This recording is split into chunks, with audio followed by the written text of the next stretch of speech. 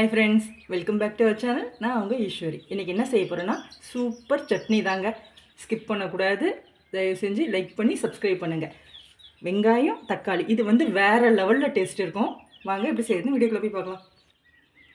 எண்ணெய் சட்டி வச்சு ஃபஸ்ட்டு எண்ணெய் ஊற்றிக்கலாம்.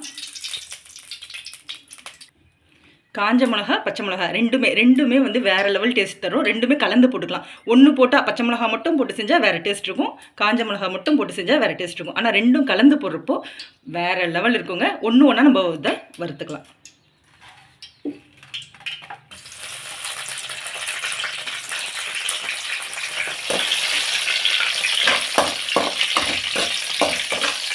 இதை எடுத்துடலாம்.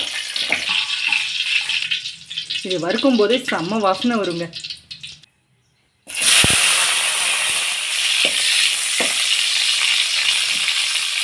இது வெடிக்கும், பார்த்து தான் வச்சுக்கணும், இல்லைன்னா கீரி போட்டு வதக்கிக்கோங்க.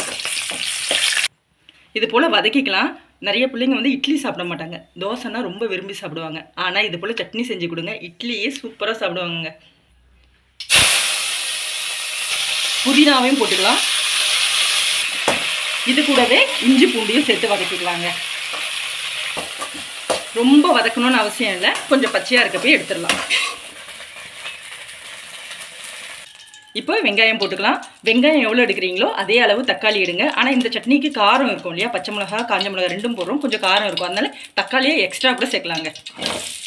இதை நல்லா வதக்கிக்கலாம்.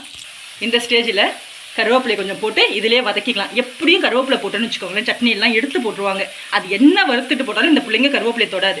இப்படியே நம்ம போட்டோன்னா சட்னியில் எந்த டேஸ்ட்டும் வித்தியாசப்படாதுங்க, சூப்பராக இருக்கும். கருவேப்பிலையும் நம்ம அரைச்சி கொடுத்துடலாம். இப்போ இதையும் மாற்றிக்கலாம். மாற்றிட்டு நம்ம தக்காளியை போட்டு வதக்கிக்கலாம். கருவேப்பிலைலாம் உடம்புல சேரணுங்க. கருவேப்பிலை முடியெல்லாம் வளர்கிறதுக்கு உடம்புக்கே ரொம்ப நல்லது. கருவேப்பிலை பிள்ளைங்களுக்கு சாப்பிட கொடுக்கணும். சாப்பிடாத பிள்ளைங்களுக்கு இப்படி அவங்களுக்கு தெரியாமல் கொடுக்கணும்.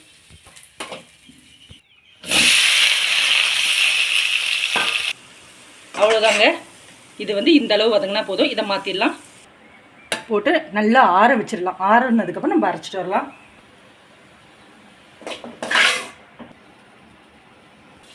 இதுக்கு தேவையான உப்பு போட்டுடலாம். இப்போ இது ஆறட்டும். ஆறுனதுக்கப்புறம் தான் அரைக்க போகிறோம். ஆனால் இதுக்கு தாளிப்பை பார்த்துடலாம். அதே எண்ணெய் சட்டியில் எண்ணெய் ஊற்றிக்கங்க.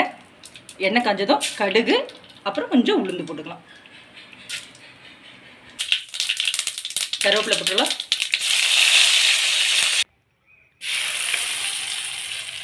இப்போ ஒவ்வொன்றா போட்டு நம்ம அரைச்சி அதில் சேர்த்துக்கலாங்க. நிறைய இருக்கிறதுனால ஒரு மொத்தமாக போட முடியாது. இப்போ வெங்காயம் சேர்த்துக்கலாம். தண்ணி எதுவும் சேர்க்க வேண்டாம், வெங்காயத்துலேயே தண்ணி வரும்.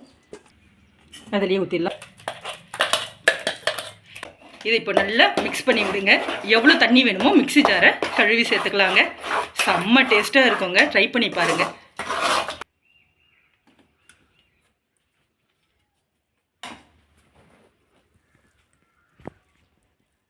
சூப்பராக இருக்குங்க, ட்ரை பண்ணி பாருங்கள். பிடிச்சிருந்தா நம்ம சேனலை லைக் பண்ணி சப்ஸ்கிரைப் பண்ணுங்கள். Bye friends.